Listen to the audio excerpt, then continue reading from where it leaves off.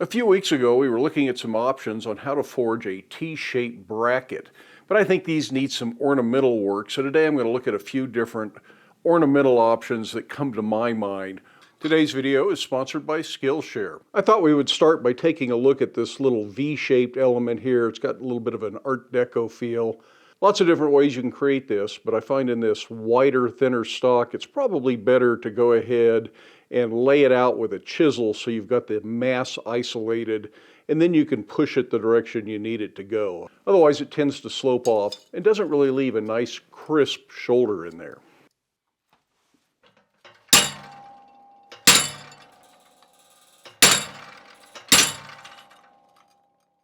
I'm going to start by laying this out cold with a chisel, and then I'll get it hot and use a butcher to define that shoulder width.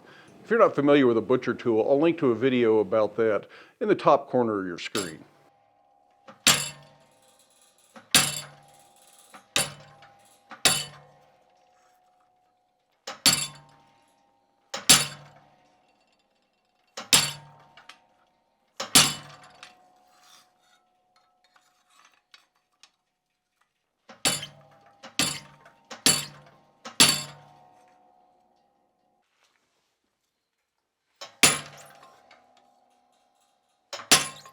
Because the full-size set hammer isn't well supported, it just wants to push off of the material, kind of taking the path of least resistance. So using a smaller set hammer or set tool really helps get this done a lot easier. And of course, all of this can be done at the anvil. It can all be done with handheld tools instead of handled tools. This is just the way I prefer to do it.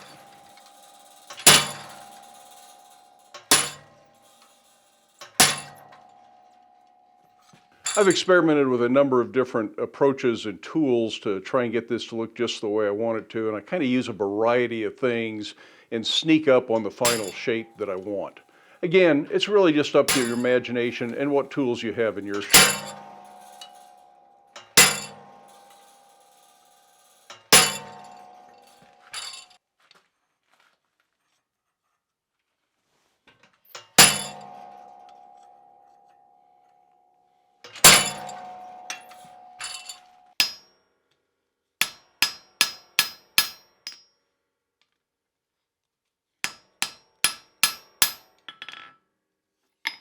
Anybody that's been watching a while knows that I've got a few decorative elements that I like to use fairly often. I'm trying some different things in this project just to avoid those, but I thought I'd go ahead and show those just in case you haven't seen them before. The first one is a simple upset on the end of the bar. The easiest way to accomplish that is with controlled heat using a torch at the vise.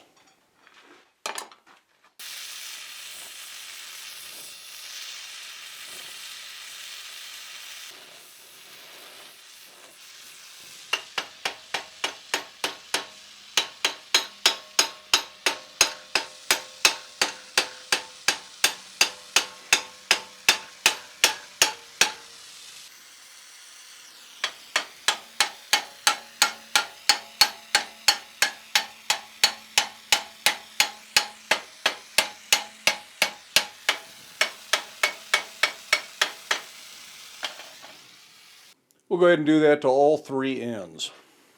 Another element that I really like to use is a chiseled X's and O pattern. I think Daryl Nelson referred to it as hugs and kisses. I think that looks good on a variety of work. It's pretty easy and fun to do, so let's take a look at that. We'll do it by hand at the anvil, even though I usually do it under the treadle hammer.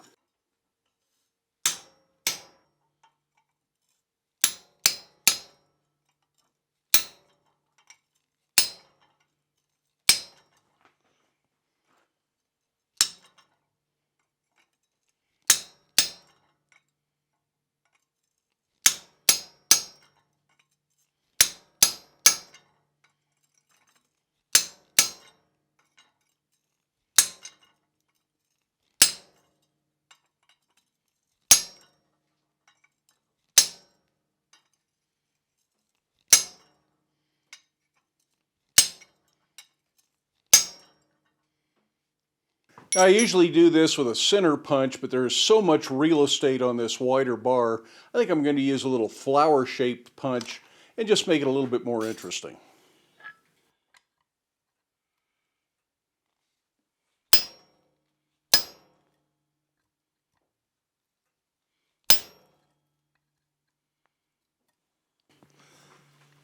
Now this flower punch is a little bit asymmetrical, so if you have to go a second blow with it, make sure you index it properly.